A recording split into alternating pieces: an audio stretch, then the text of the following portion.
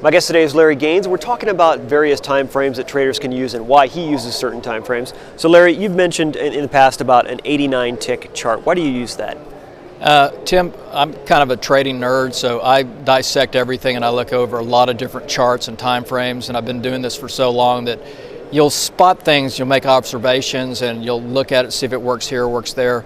And so what we've noticed, and this also comes from our virtual trading room at Options on the Open Power Cycle Trading, that we have this virtual interactive trading room and we have our members contribute a lot. So sometimes we'll have somebody that might use a different time frame with the same trading model, the Power Cycle trading model, and they'll get certain results. And sometimes they're really good results. And so when I hear something like that, then I'll start researching it as well. So we were trading crude oil. We had one member that was using the system, the Power Cycle trading model, just for crude oil.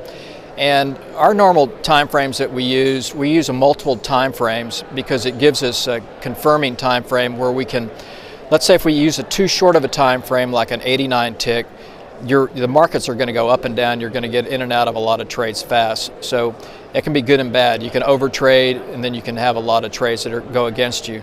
So what we want to do is smooth things out. So we'll go with some longer term time frames as well as a short term.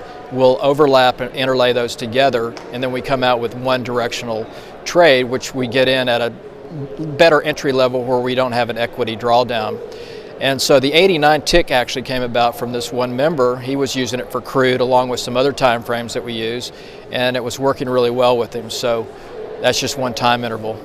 So on the Power Cycle trading method, are you back testing to find out what works as well and incorporating that into the model? It's a system that I've back tested from just my experience, and it's actually something we're working on now to fully automate.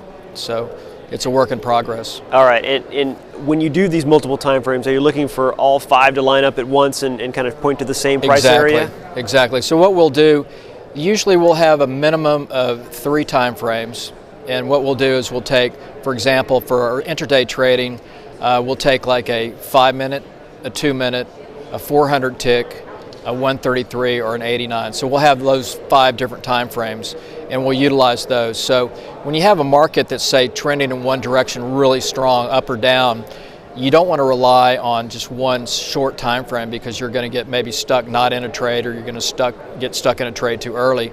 So that's when it really comes in handy to use some other longer term time intervals along with your short time intervals to help you get a better entry.